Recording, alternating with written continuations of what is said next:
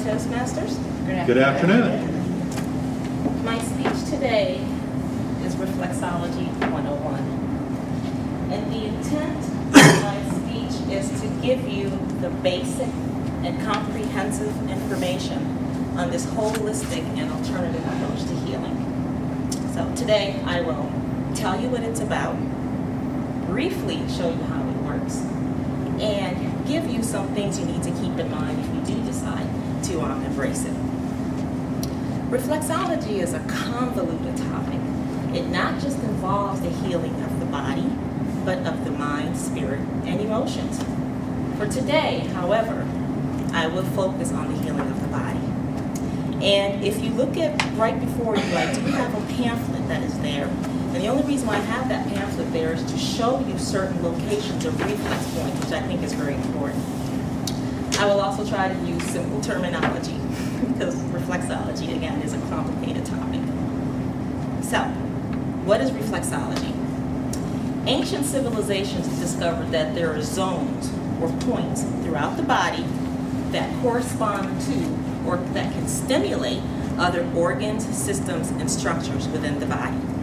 These corresponding relationships are called reflexes.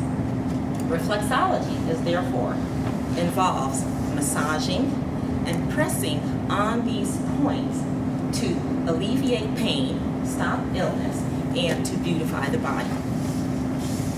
So, I'm going to show you two techniques for massaging and for applying pressure.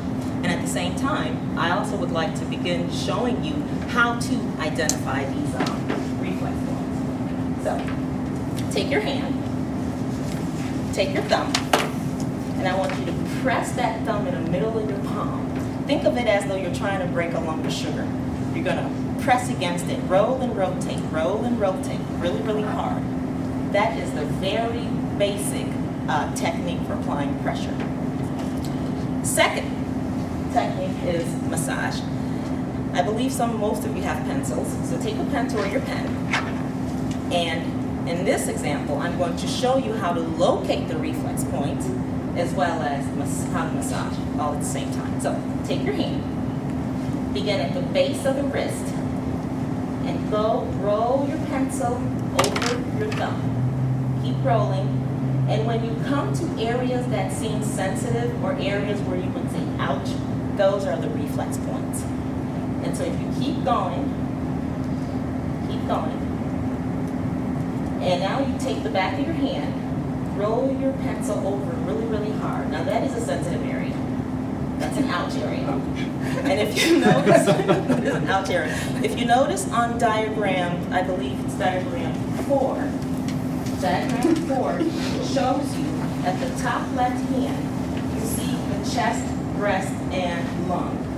So this area on your back hand would be the reflex points. If you have illnesses in those areas or if you're feeling pain, that's where you would massage them. Okay? You still with me? Right. Okay. Good. Now let's look at two specific examples on pain and other problem areas that we might have. First one, let's say today's Monday, okay? You have a toothache, but the dentist can only see you Wednesday. So you got 2 days to bear that pain. If you look at diagram, I believe it's 16, on the 4th page, no, I'm sorry, on the 5th page, and depending on where that toothache is located, whether it's on the left hand or on the right side of the mouth and which tooth it is, you'll notice meridian lines that go from the mouth all the way to the tip of your finger. So, you have to identify where the tooth is, where the pain is, and follow that line down to the tip of your finger. You can do two things. You can take a rubber band, or you can just clamp the tip of that finger. If you don't have either, just take your teeth and bite on it.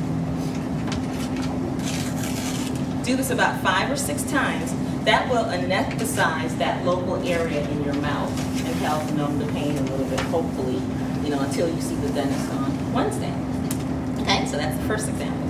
Still with me? Okay. Example number 2.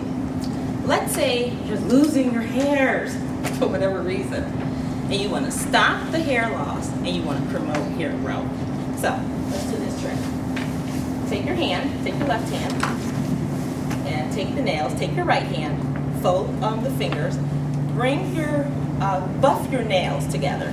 Start slowly but strong and fast. Keep doing it as fast as you can. Keep buffing your nails. And if you do this for a few moments, keep doing this for a few moments because I really want to make this a home run. And now stop and just relax your hands. You feel that tingling sensation? That tingling sensation is just electrical current, which is important and critical for hair growth. And that tingling sensation can also help give you a burst of energy. It's also good for like when you're tired, you're fatigued, you wake up early in the morning. First thing you do is just buff your fingernails, okay?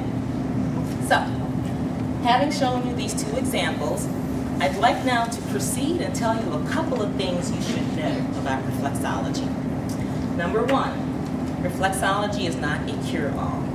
There are times when you will need to go to a medical doctor, and you will only need to see a medical doctor. And this will be a case where you have an advanced illness, and there's no way you can practice reflexology. Go to your doctor and let him teach you that.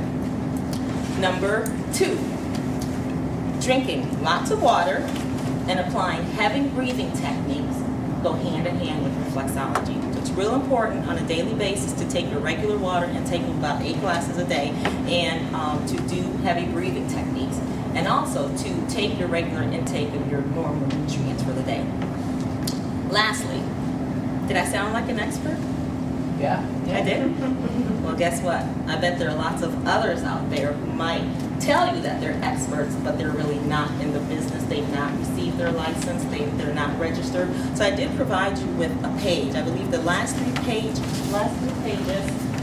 I gave you some information on the American Reflexology Certification Board. And if you look to the right-hand side, it's kind of cut off, but it says something in the lines of referral to a national certificate. So if you click on that, it'll give you a page where you select the state, first name and last name, and it'll tell you whether or not that person is registered and licensed. And the subsequent pages, it's information you need to know on how to find a reflexologist you want to look for. Okay?